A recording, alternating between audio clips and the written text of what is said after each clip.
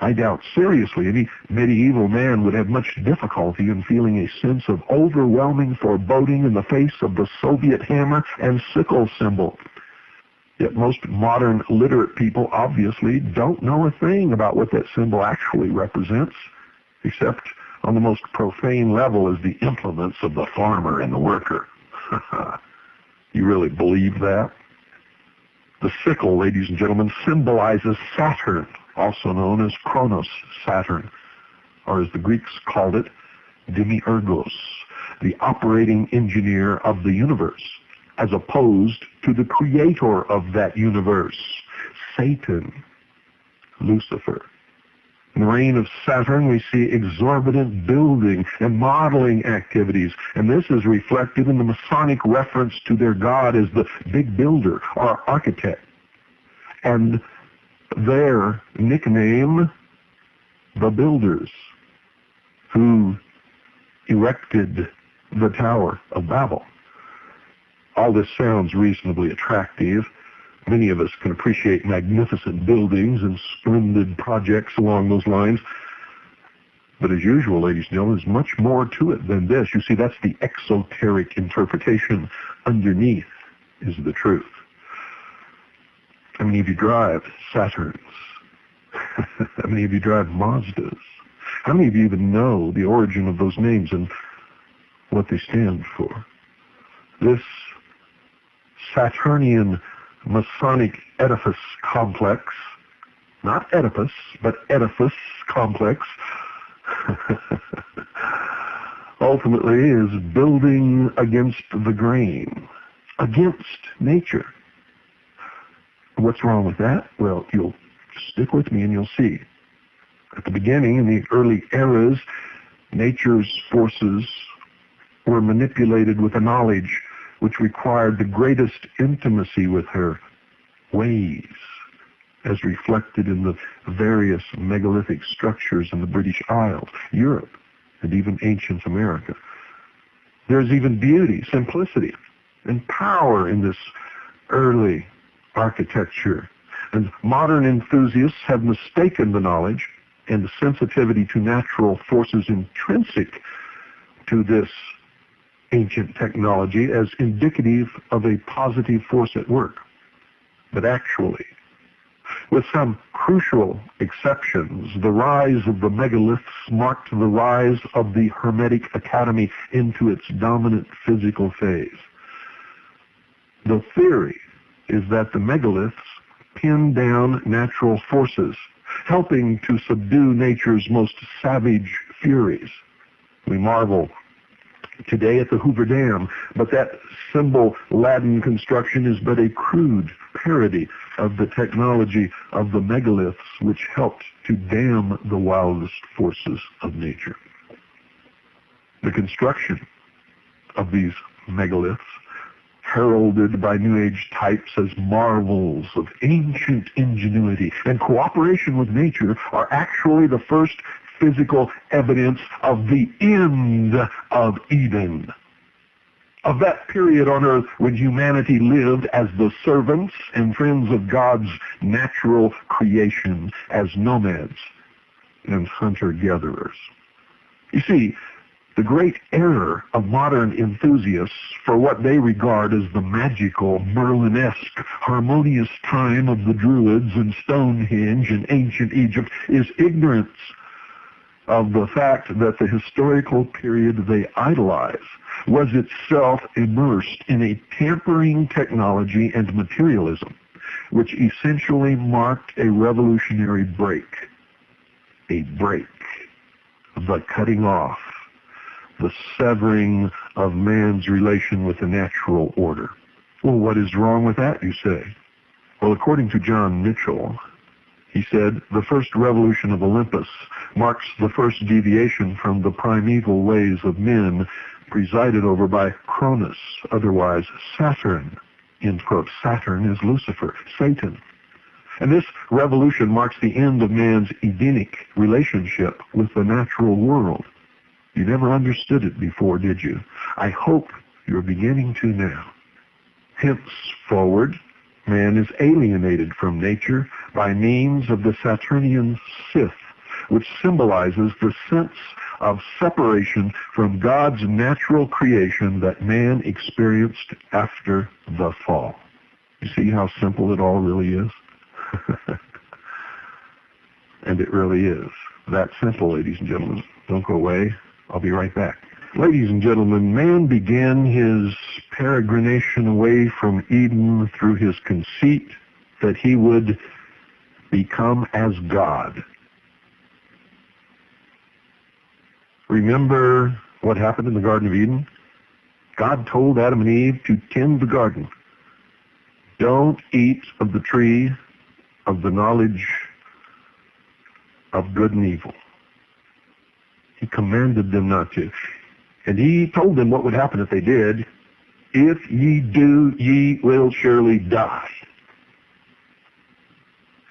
Lucifer, through his agent Satan, seduced Eve and told her, God lied to you. He's hiding your true nature. He doesn't want you to know that if you eat of the fruit of the tree of the knowledge of good and evil, you too will become as gods. And Eve, in turn, seduced Adam. That's the story in the book of Genesis. Now, I'm not telling any of you to believe any of this. I am teaching you the esoteric knowledge of the mysteries. And in these mystery schools and mystery religions, they believe that Lucifer was the good one and God, Jehovah, was the bad one, because he was holding man enslaved in the chains, the bonds of ignorance in this Garden of Eden. Lucifer, through his agent Satan, set man free, knocked off the chains with the gift of knowledge. And through the use of this gift of knowledge, man himself will become God. That is the story. And so many people fall for this deception. For no man, I can assure you, will ever be God. Ever. No part can ever be equal to or greater than the whole. That's one of the greatest lessons you can ever learn. You think you could pick up a bushel of apples,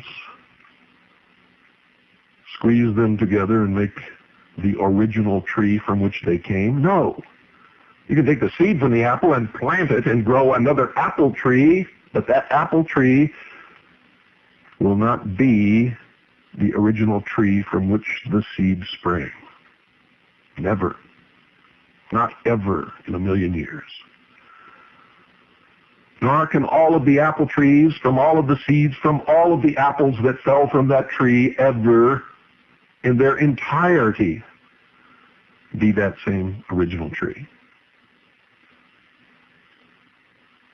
Now, of course, I'm making a little metaphor here, which is nothing even approaching the discrepancy between man becoming a god and God who made man. And I hope you can understand that. Man has a conceit that he would become as God. Yet, as soon as he left the divine plan for the occult process, his stated objective became the Kabbalistic tikkun olam, or, quote, repair of the world, end quote. In other words, God's creation was not perfect. Man is going to perfect it. Man is going to repair the imperfections in God's world via the intervention and imposition of human brain power, the very egomaniacal device that caused the separation from God's natural Eden in the very first place. Repair of the world. Indeed, a world the Kabbalists had only just ruined. Repair the world? Man can't even repair himself. I don't know any man that's perfect. I don't know any man that hasn't had problems. I don't know any man that's not hiding some dastardly secret he doesn't want anybody else to know. I don't know any man who hasn't done wrong to himself or others. Repair the world? Repair yourself first. And I doubt it can be done. It is not the nature of man.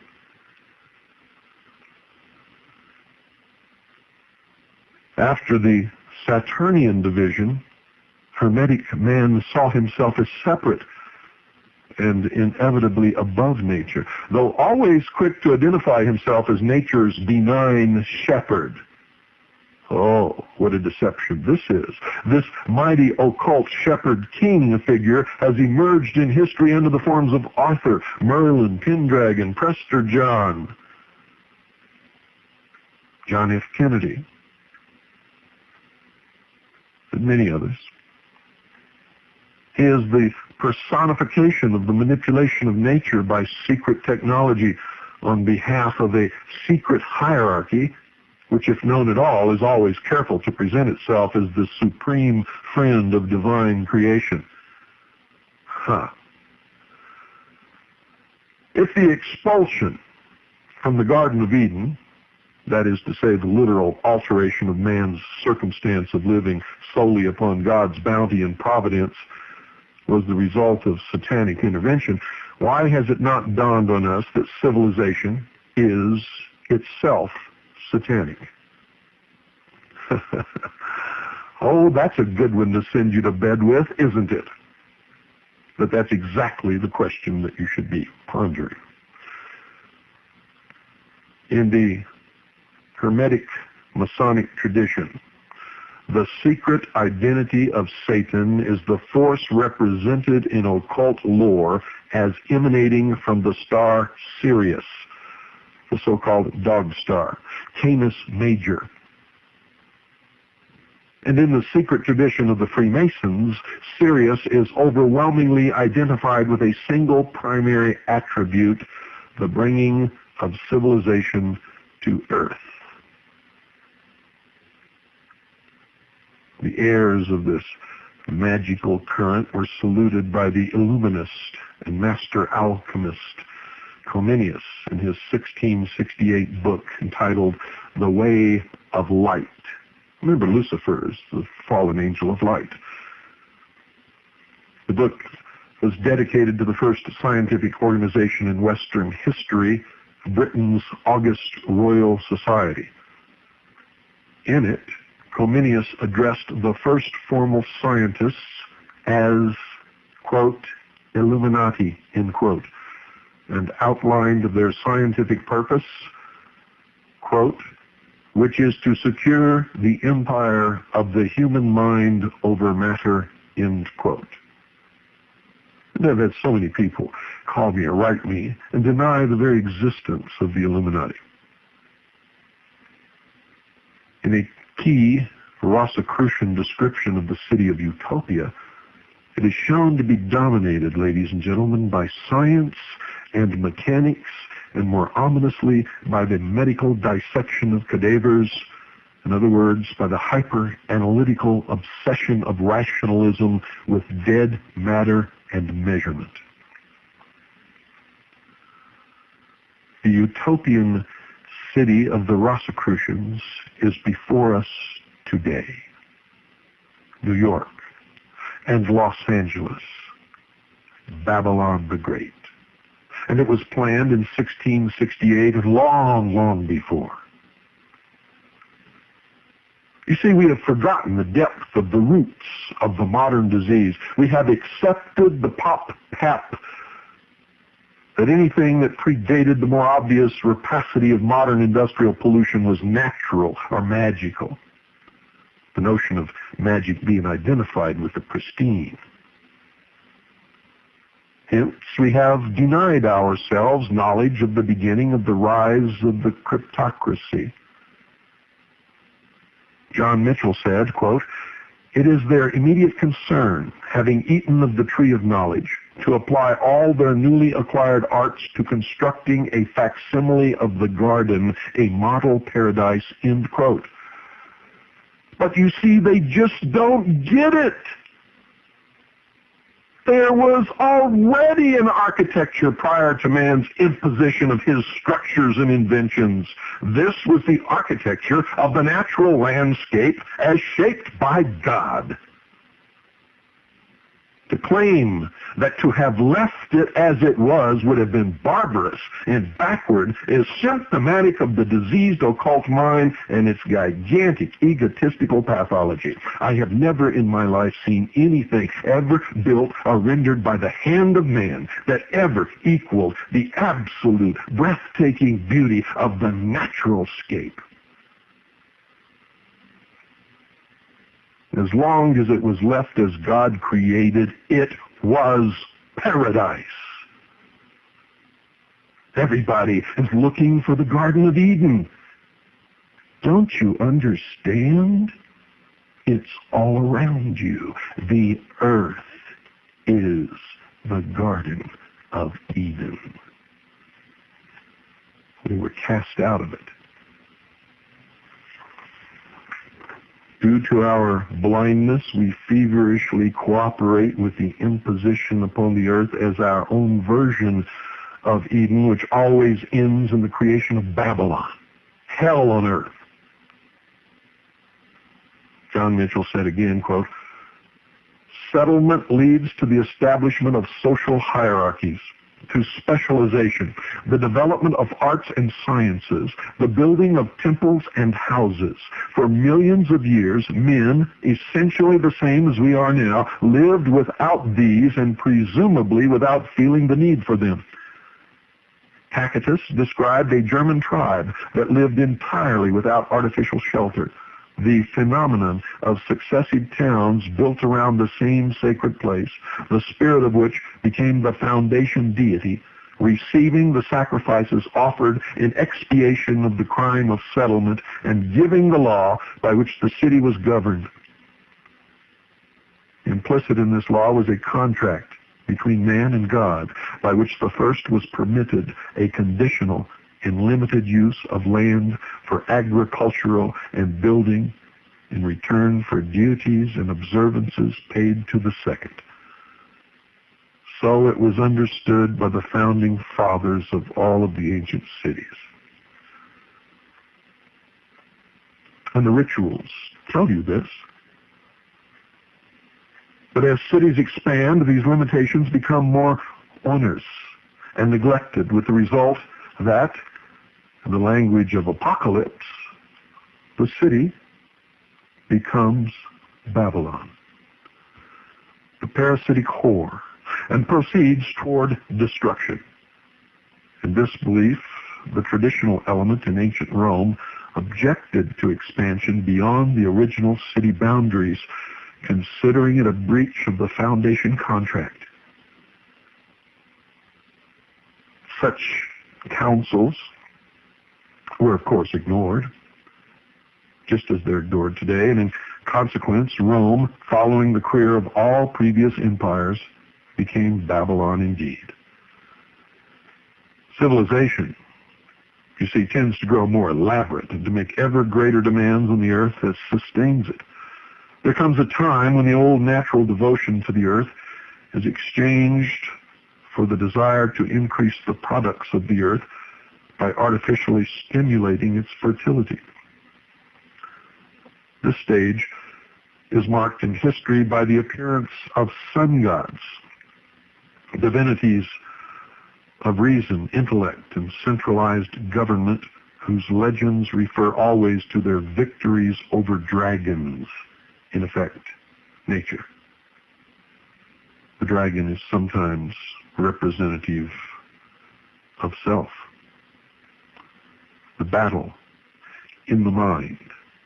When St. George was said to have slain the dragon, he overcame himself. This policy of artificially increasing the earth's fertility and multiplying the gifts of its spirit instead of accepting what is given by nature is evident in the staking of the earth in symbolism, as is seen in the motif of the knight spearing the dragon, which is sometimes viewed as the pinnacle of the victory of light over dark. How many times have you heard Clinton say that? There's a great battle between the forces of light over the forces of darkness.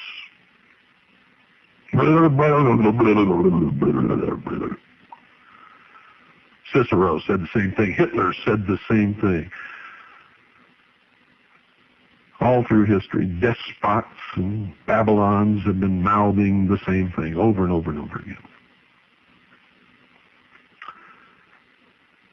But ladies and gentlemen, we should also be aware that there is an alternate, occult reading of this image. This Arthurian symbol has been celebrated by pagans and Freemasons as a sign of man's usurpation of natural creation. The staking process is seen by them as a means to pin down the heretofore flowing character of the energy of creation so as to be harnessed and bled by Stonehenge-like technology in order to give greater and greater resources to man. The Washington Monument is one such pinning down. It is the phallus of Osiris, the generative force, capturing the creative energy for man's use.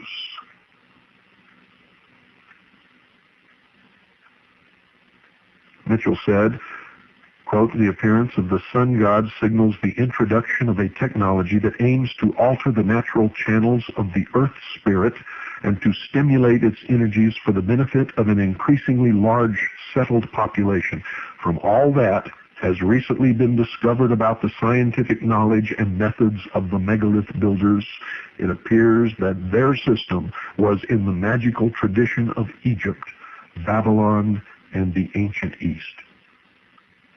At Delphi, by spearing the serpent and localizing its energies, Apollo raised the productivity of the oracle. Every ancient standing stone is like the omphalos in the temple of Apollo, driven into the head of the telluric serpent current, fixing and augmenting the earth energies which had formerly fluctuated. Yet in the end, the system became onerous and ineffective, demanding at least as much from the people as it gave in return. Here is revealed the inevitable betrayal by the institutionalized system of technology of the people who have come to depend upon it. The land had become more productive, the people richer and more numerous, until, under the influence of cyclical changes in the heavens, the flow began to withdraw from the temples and take other paths. The latter-day priests, having neglected the principles of the old astronomical science by which the temples were first sited and planned, and no longer sensitive to the earth's spiritual energies, could only resort to more frantic invocations, attended by ever-increasing sacrifice in attempts to repeat the former results, and thus followed, as it has on many occasions and in many places over the world, a reaction against the artificial and ever more futile proceedings of the magicians and a return to simpler ways," end quote. We will continue this tomorrow night. Good night, ladies and gentlemen, and God bless each and every single one of you.